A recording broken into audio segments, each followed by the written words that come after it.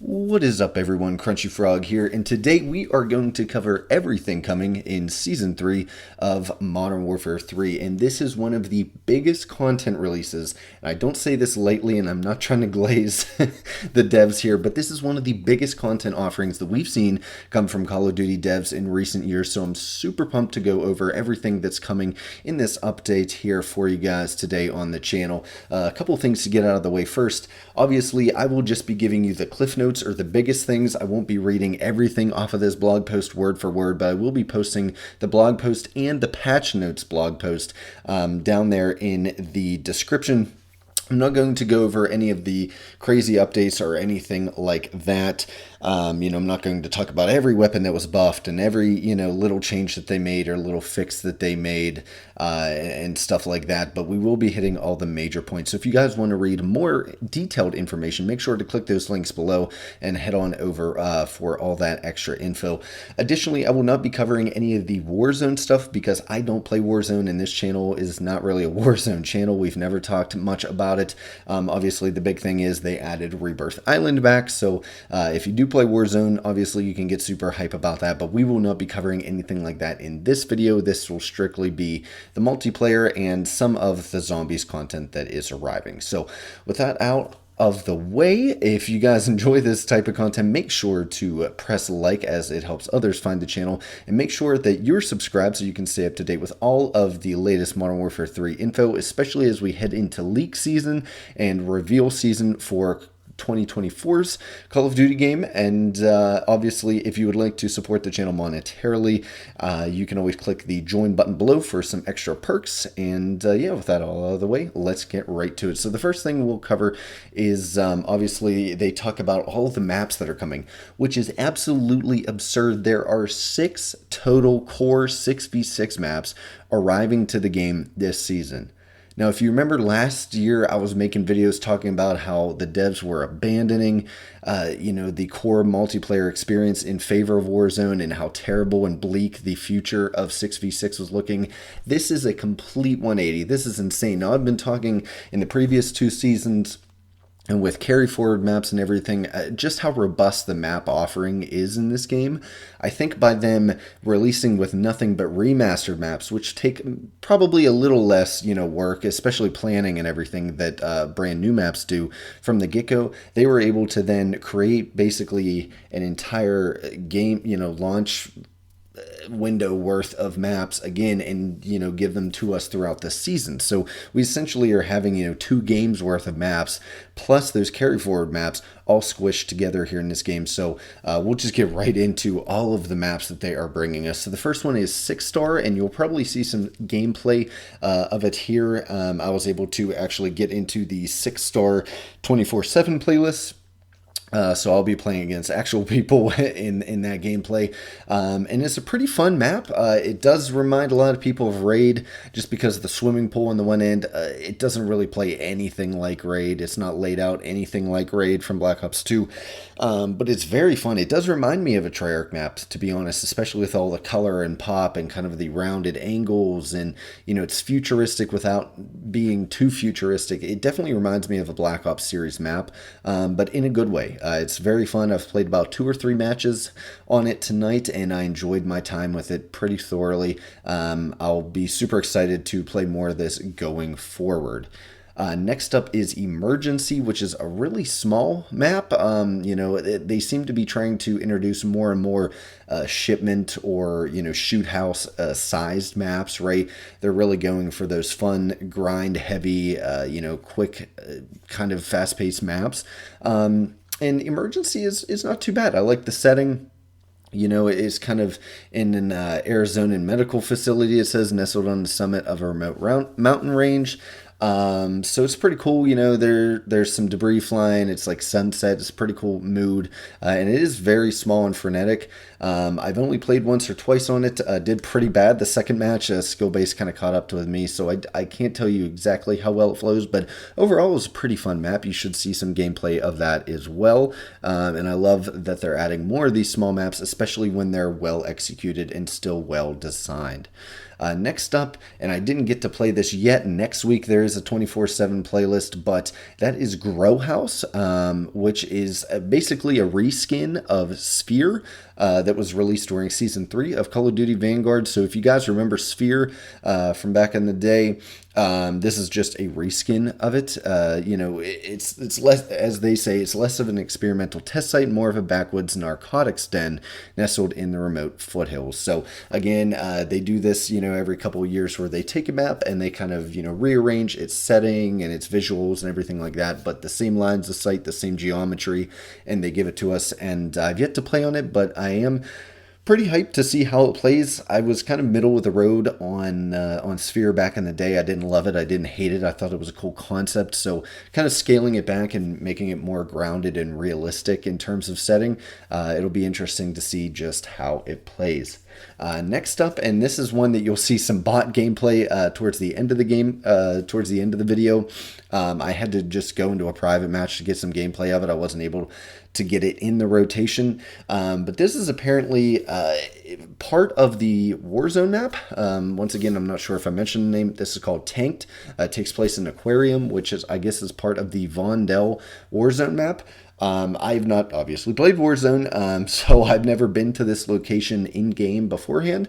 But in the little bot, private match lobby recruit bot match that I played, it was super fun. The visuals are super cool. I love the aesthetic and kind of running through the hallways, through the aquarium and everything. So pretty cool map overall. And again, that is here on launch. So we get four maps already on launch day one.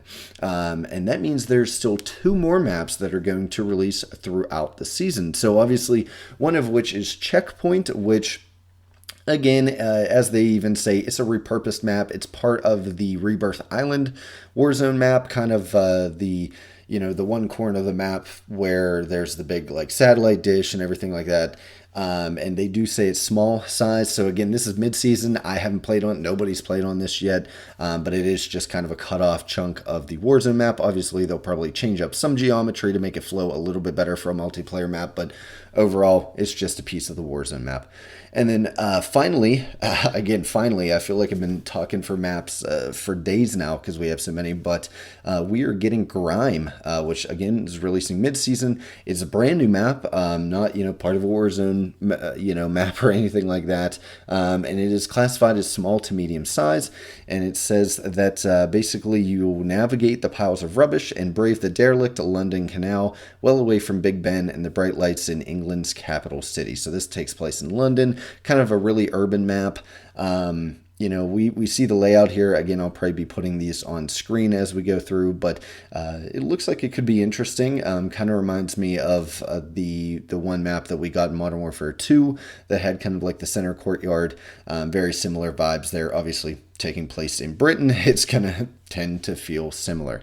There's also 4 new game modes that arrive in multiplayer. Obviously, they are bringing back Capture the Flag, which in my mind should have never left. That's just one of those core pillars of any multiplayer game that should just be in there from launch. But regardless, that has released with the launch of Season 3 today on April 3rd. Next up is One in a Chamber. Again, one of those party modes that probably shouldn't leave the rotation, but it is what it is. It says it's during a launch window. I didn't check to see today. I'm not sure if it releases day one or if that means, maybe this weekend or something they'll put it in. Regardless, though, that's your classic One in the Chamber that we've had since Black Ops. You get 1 bullet in your pistol. Knife kills give you an extra bullet back. Stuff like that. Next up, we have a new game mode, seemingly, which is called Minefield. So it says, in the same way the Season 2's Horde Point was Hardpoint, but with zombies, think of Minefield as multiplayer, but with mines. Currently applicable to almost any current game mode. Sledgehammer will be switching this game variant in a variety of modes. Basically, when you defeat a rival player, a proximity mine is dropped as their corpse. And the mine cannot be picked up and remains deadly to the enemy team, but not to any friendly teammates. So obviously, the more people die, they're going to drop a mine basically every single time, and it sounds like it's going to get pretty hectic. So not a crazy mix-up, but pretty unique, one that I hadn't even thought of. So we'll see just how fun that is. Again, that is coming mid-season. And finally, for the game modes, we are getting Escort, which, again, this has been several Call of Duty games before and other shooter games as well, like Overwatch.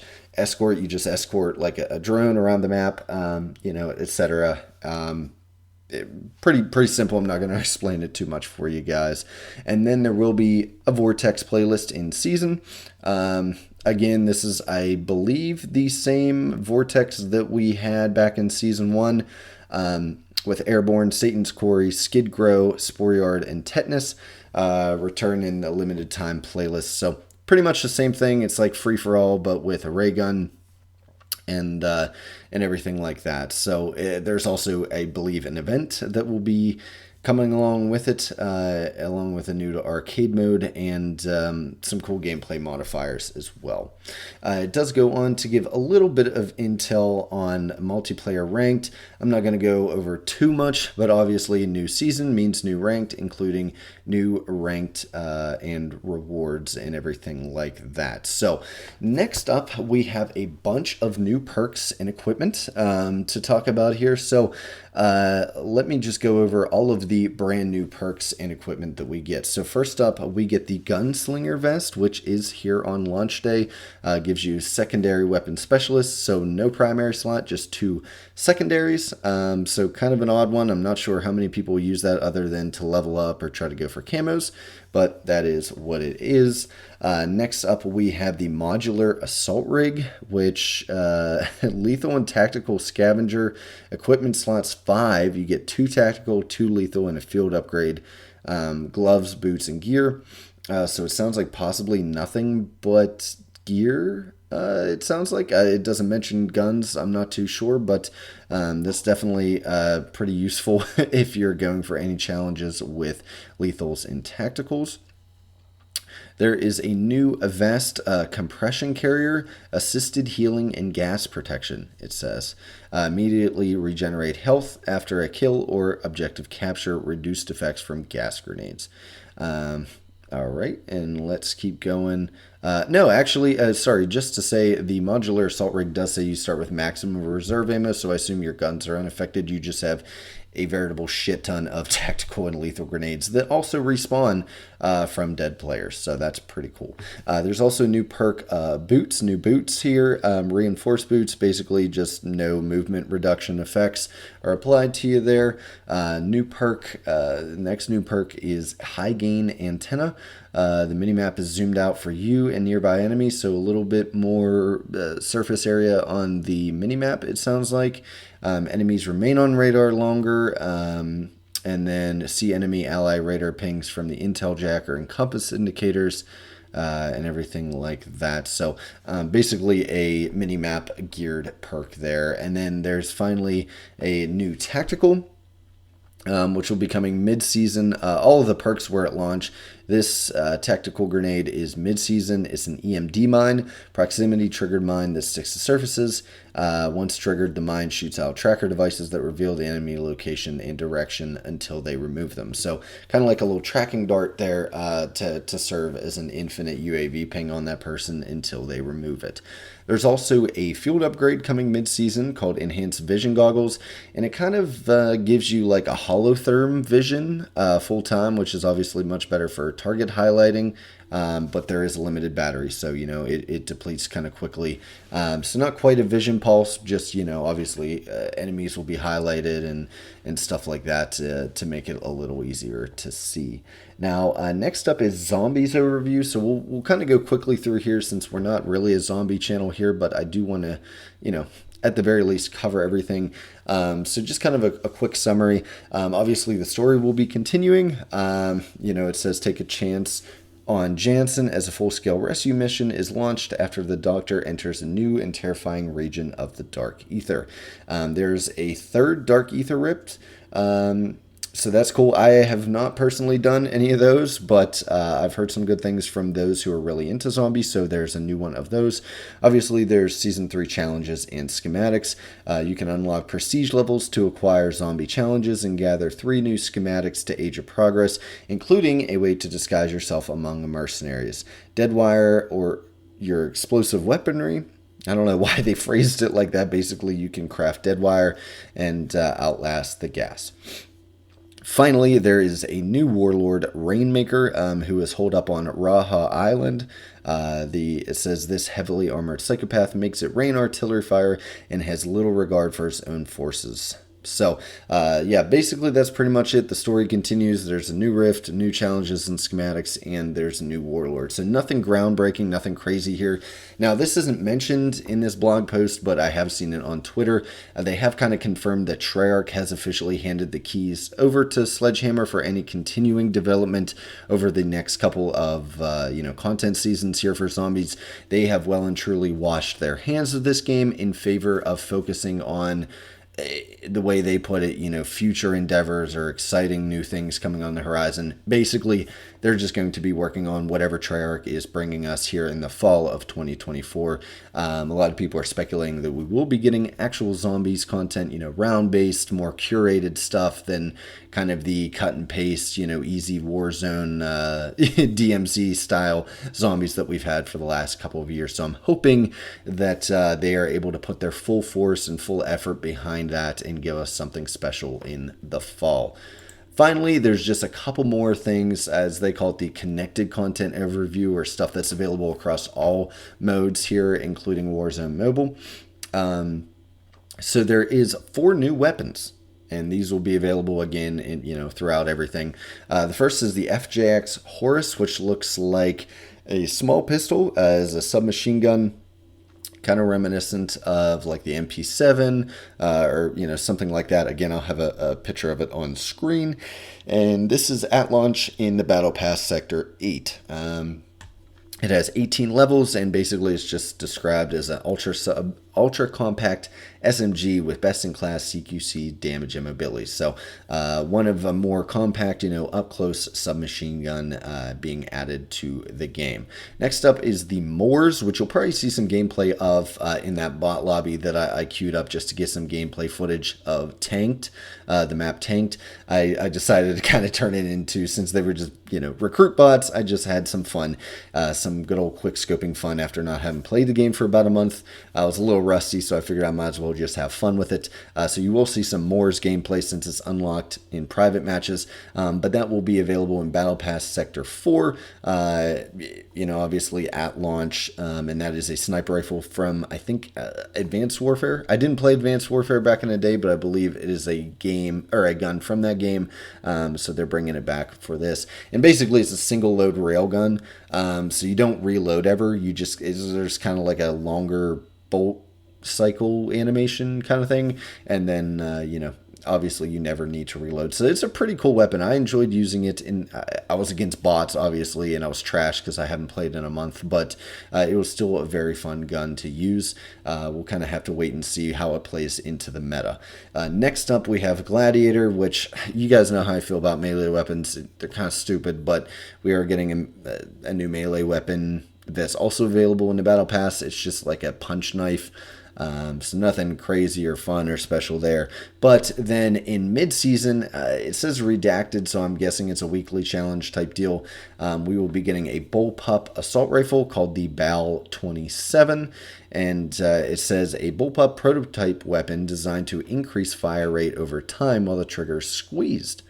So that's interesting. So the first 4 shots are slower to fire, but highly accurate. So it kind of is the opposite of like the AN-94 in previous games, where those first couple bullets went out really quick, almost like a burst, and then it scales back to the normal firing speed. This one's almost like a chain gun. Yeah, right. If you've played any shooter games, especially the RPG style ones, that kind of archetype where you pick up a chain gun and it gets much faster fire rate as you hold down the trigger. Sounds like how this gun will be. So it'll be interesting to see how that performs, especially in COD, where like I play hardcore, so like you rarely hold down the trigger for long. But in normal core gameplay, obviously super high TTK with 150 health, so it'll be interesting to see how this gun performs there.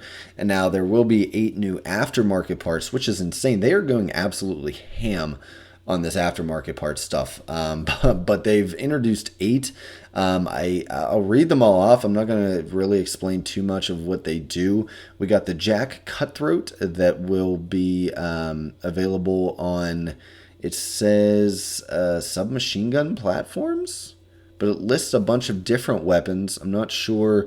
It just says that it provides unrivaled combination of speed and stability. So, yeah, I'm not too sure how that will work out. The Jack Ravager, which is compatible with BP-50, turns it into a CQC Legend, essentially turning it into an SMG. The Jack Jawbreaker, for the KV broadside, converts a shotgun into an automatic battle rifle. Interesting. The Jack Shadow Titan converts the Bruin MK9 into a compact and integrally, I can't read. Holy hell. It has a suppressor, integrated suppressor. So yeah, basically, turns, makes it a little more close quarters friendly there. We have the Jack Patriot, which turns the M16 from Modern Warfare 2. Now that's interesting. A lot of these kits are compatible with Modern Warfare 2 weapons, which is interesting. So we're kind of going and really using that carry forward for something good here. But anyways, it turns the M16 into a fully automatic rifle. So that's kind of cool. Basically just turns it into an M4, I would think, but hey, it is what it is. Next up, we have the Wardens, which essentially turns them into the Model 1887s, which if you remember, it turns the Lockwood MK2, I should specify, into the Model 1887s from the original Modern Warfare 2, so that's pretty cool that they're bringing that back. Next, we have the Jack Atlas kit, which converts the AMR9 into an extremely lethal and accurate 5-round burst carbine chambered in 5.56. So it basically turns it into a 5-round burst assault rifle. So interesting. They're kind of pulling out all the stops, making some really interesting combinations here. And then finally, we have the Photonic Charge Barrel. It just says redacted unlock, and it is something for the Moors. This hyper advanced barrel is more than simply a barrel. Holding the trigger charges the rifle and releasing fires a single high power energy projectile. So basically making the Moors a charge to fire a weapon. They then go on to talk about all the new operators. We got Vladimir Makarov, we got Snoop Dogg, because of course we do, Banshee, and Hush/Bashir,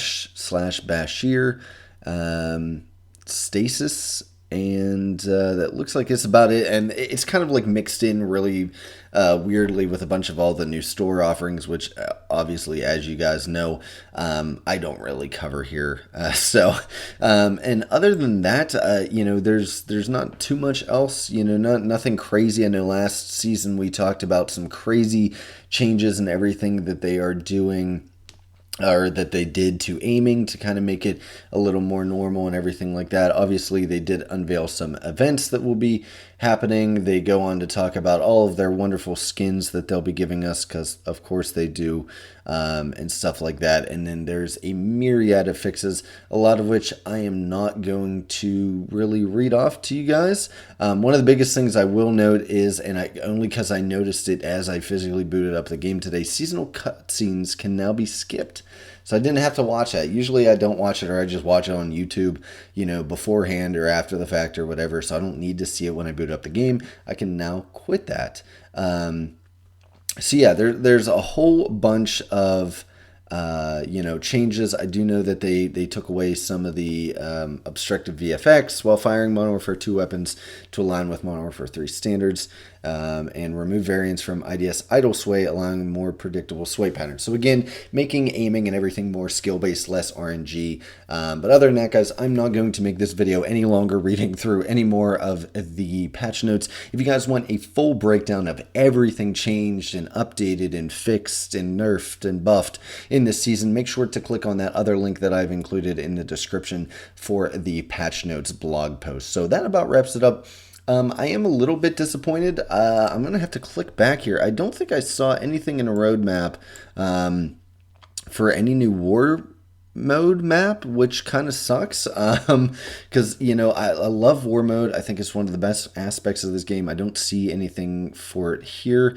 There's also no gunfight, stuff, but in its place, we get a wealth of 6v6 content, whether it be guns or, of course, the 6 new maps that we get. So I honestly can't be that mad. I haven't been playing much COD recently.